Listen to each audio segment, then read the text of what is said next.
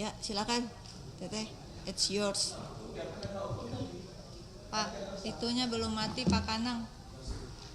Mike. Assalamualaikum warahmatullahi wabarakatuh. Yang saya hormati pimpinan dan anggota Komisi 6 DPR RI, yang saya hormati Direktur Utama PT Pertamina Persero beserta seluruh jajaran, Pak Simon. Dari tadi Pak Simon tidak tersenyum, sepertinya tegang sekali.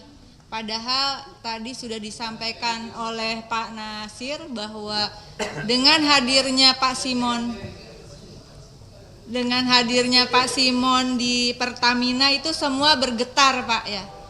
Semua tanda kutip pemain-pemain juga ikut bergetar begitu. Dan semua jajaran direksi Pertamina saya juga yakin ikut bergetar dengan kehadiran Bapak. Dan kalau nggak percaya Bapak lihat aja tuh ke belakang. Semuanya pucat hari ini. Bahkan kita semua sampai susah untuk bicara, kering Pak. Karena lagi puasa. Jadi alasannya itu. Kenapa mati ini ya? Oke, lobet, nggak apa-apa ada ini. Nah, pimpinan yang kami hormati, tadi ada beberapa persoalan terkait dengan indikasi korupsi dan hal lainnya.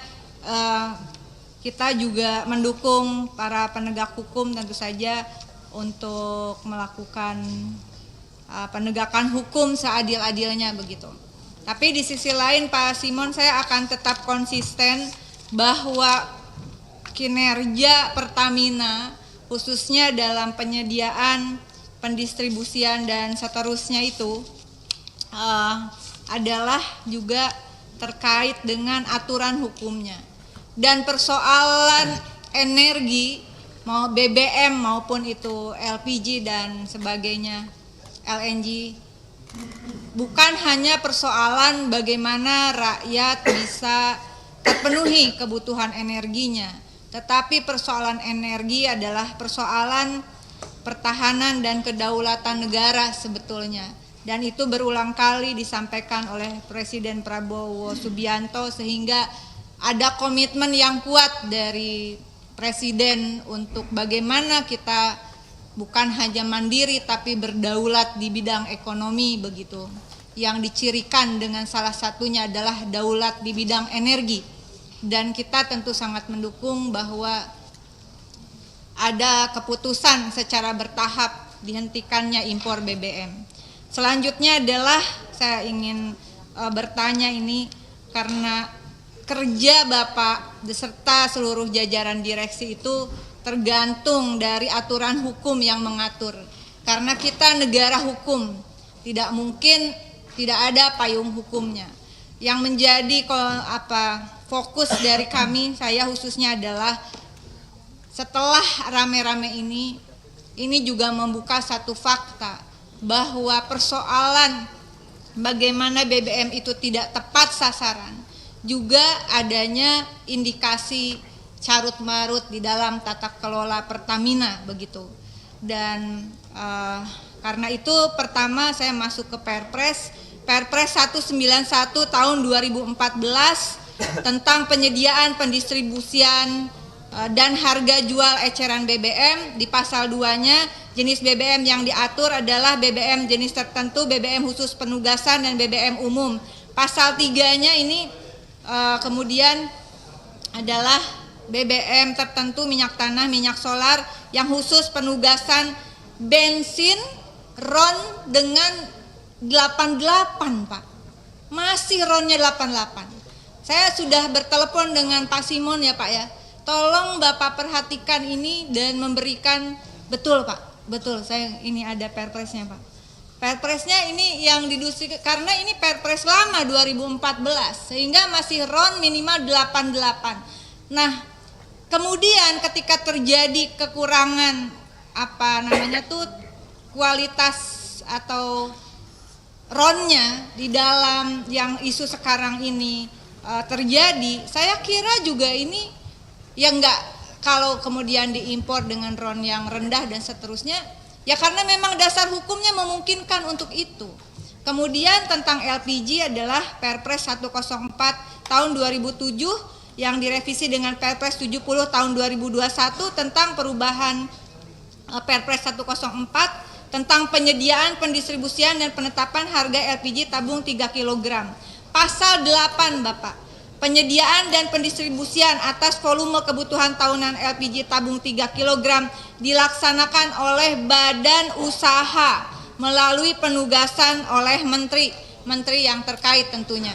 Nah, pertanyaannya adalah Pertamina artinya bukan penentu siapa yang ditunjuk untuk penyediaan dan pendistribusian gas 3 kg tersebut, ya betul Pak ya?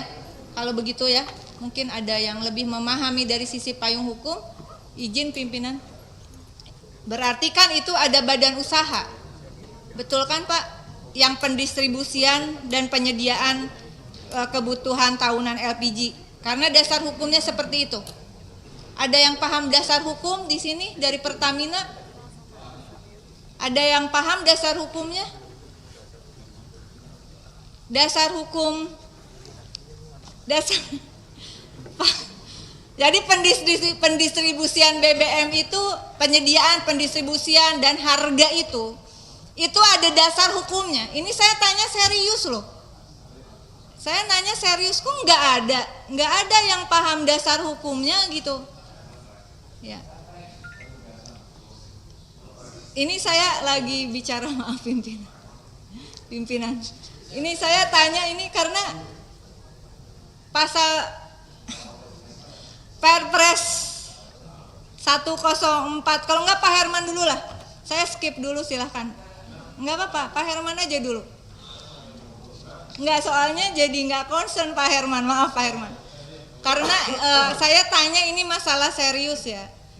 Bahwa pendistribusian harga gas itu kalau boleh dicek tidak sesuai lah dengan apa yang diumumkan oleh Corporate Secretary Pak PJS Corporate Secretary, melon 3 kg 18.000, LPG 5,5 kg 940.000, 12 kg 194.000. Tapi di lapangan kemungkinan harganya lebih dari yang ditentukan dengan berbagai faktor, sama-sama minyak goreng.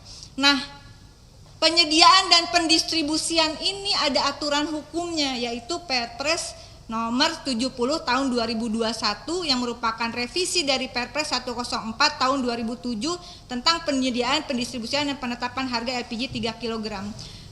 Di pasal 8-nya di situ disebutkan bahwa pendistribusian dan penyediaan itu dilaksanakan oleh badan usaha. Perpres, bukan saya ngomong. Melalui penugasan oleh menteri. Ini Menteri ESDM berarti ya, Bapak, betul? Menteri ESDM. Pertamina atau Pertamina Patraniaga menyalurkan kepada perusahaan yang sudah diputuskan oleh kementerian, betul Pak ya? Tidak seperti itu. Alurnya seperti apa? Izin pimpinan. Mohon izin. Ya. Betul bahwa dasar penyaluran BBM untuk JBT JPKP atau penugasan dan subsidi Perpres 191 2014 untuk LPG adalah Perpres 104 2007. Ya. Penugasan oleh kementerian terkait dalam hal ini Menteri ESDM kepada badan usaha. Ya. Yang dimaksud badan usaha di sini adalah badan usaha migas, dalam hal ini Pertaminanya. Jadi oleh Pertamina sendiri, oleh Patraniaga. Kementerian ESDM menunjuk Pertamina dan Pertamina menugaskan ke Pertamina Patraniaga. Berarti inilah nyambung dengan isu tadi sudah disampaikan indikasi monopoli LPG ya, yang terkait juga dengan LPG non subsidi hasil temuan dari Komisi Pengawas Persaingan Usaha begitu. PT Pertamina Patraniaga terindikasi monopoli di pasar LPG bulk non PSO untuk dikemas ulang dengan harga tinggi sehingga akhirnya konsumen beralih ke LPG 3 kg. Pada 2024 Pertamina Patraniaga untung 10 kali lipat di angka 1,5 triliun dari penjualan non subsidi dibanding laba LPG subsidi. Ini nanti mohon penjelasannya, tidak perlu dijawab langsung. Yang kedua adalah mengenai ada beberapa penyelewengan kasuistik solar subsidi di Kolaka, Sulawesi Tenggara dengan kerugian 105 miliar oleh pegawai PT Pertamina Patraniaga. mengangkut BBM, mobil pengangkut BBM-nya ini canggih banget, dibelokkan Pak ke gudang penimbunan begitu, sehingga harga dijual dari 6.800 menjadi 19.300. Lalu di Tuban dan di dapil saya Karawang ini juga solar subsidi yang harusnya 6.800 dijual 8.600 per liter. Artinya memang ada masalah di dalam tata kelola. Dari mulai penyediaan sampai distribusi sampai kemudian diterima oleh konsumen, yaitu rakyat Indonesia. Saya kembali pada persoalan Pertalite dan Pertamax. Tadi dasar hukum ya, dasar hukumnya dengan demikian tentu saja ini adalah wewenang ESDM. Di rapat tanggal 3 Desember 2024 kita bertemu pertama kali Pak Simon. Saya sudah meminta bagaimana perkembangan dari revisi atas Perpres tersebut. Kenapa Perpres ini menjadi penting? Tadi memang sudah tidak relevan dalam beberapa pasal begitu. Dan juga ini memberikan semacam legacy bagi Presiden Prabowo. Persoalan energi jangan dianggap enteng. Energi khususnya energi subsidi ini adalah terkait dengan amanat konstitusi bahwa negara melindungi fakir miskin dan anak-anak terlantar begitu. Ketika ini norma hukumnya Perpres, ini adalah suatu pemberian mandat konstitusi kepada presiden.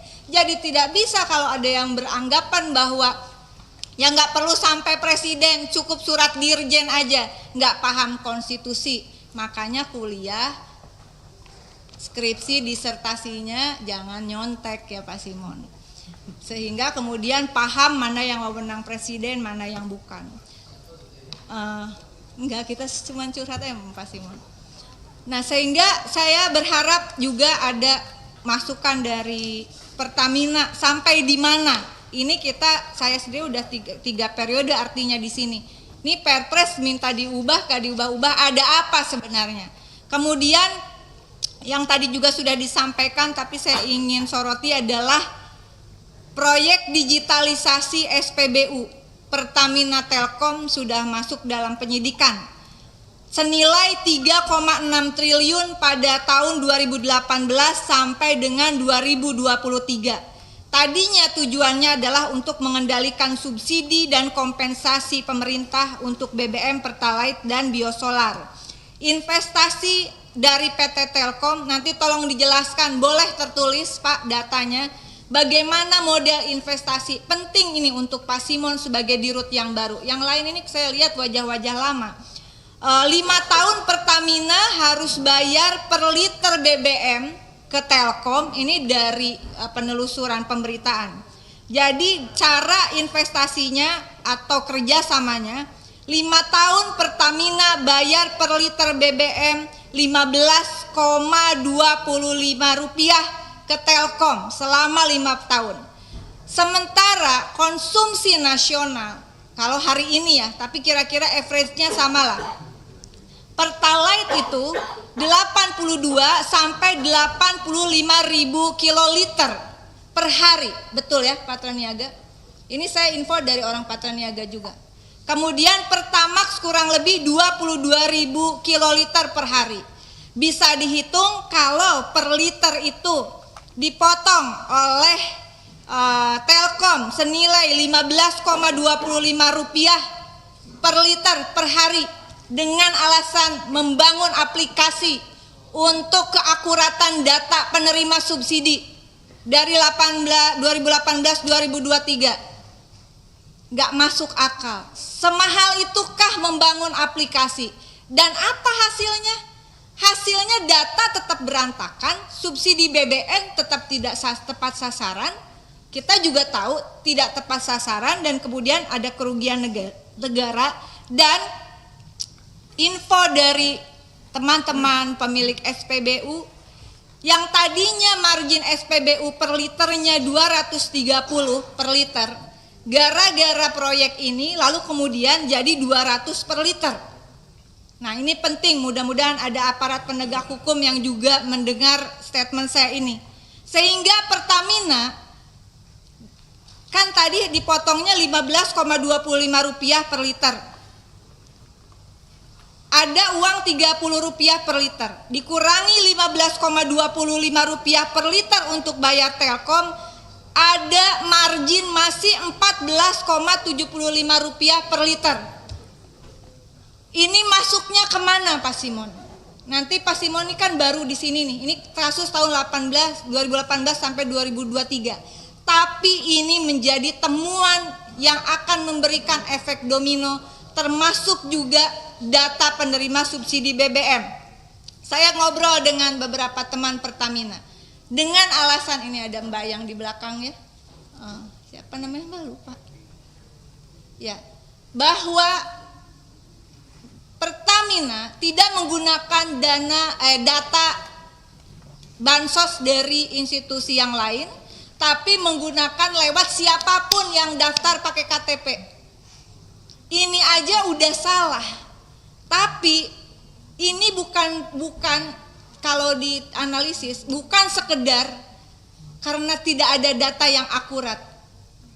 Apapun, gunakanlah data dari Kemensos, sehingga kalau ada kesalahan kita rame-rame perbaiki data Kemensos. Kalau kemudian data penerima subsidi itu pakai siapapun yang daftar dengan KTP, ya pasti salah sasaran. Orang Anda dengan sengaja kok nih teman-teman di Pertamina menggunakan datanya adalah data yang siapapun yang daftar begitu. Sudah terjadi seperti sesuatu yang tidak sengaja tapi sistematis, dan kalau dihitung bahwa ada margin Rp14,75 per liter, apakah ini ada indikasi permainan untuk margin tersebut? Nah, kemudian cukup saya kira Mbak, Jawa 1 Power Cilamaya itu daerah pemilihan saya. Mungkin nanti Ibu Ketua kapan-kapan bisa ikut. Itu adalah salah satu daerah pengirim TKI, Pak. Di situ ada Pertamina dengan bisnis yang cukup besar. Saya mohon juga ada perhatiannya secara khusus, dan sekali lagi nih sekali terakhir ya Mbak, ini saya nunggu tadi juga lama. Ada saya tanggal 3 Desember, ini jangan pikir anggota Komisi 6 tuh ya teman-teman, ini yang tukang bikin jawaban dari Komisi 6 siapa yang bertugas di sini, izin Pak Simon? Siapa? Pasti bukan Pak Simon. Jawaban yang tertulis yang kita kirim, Bu. Ya, yang tertulis tuh siapa? Dari BOD Support. BOD Tolong Support. Pak ya, kita tuh, saya pribadi tidak on beneran Pak. Jadi saya baca betul jawaban saudara-saudara ini. Ini kayak mempermainkan. Pertanyaan saya di 3 Desember 2024, dan tolong kali ini siapkan dengan baik, adalah sampaikan data rincian import, nggak bisa pakai crude oil, ya udahlah, minyak mentah, LPG, LNG 2021 sampai 2024.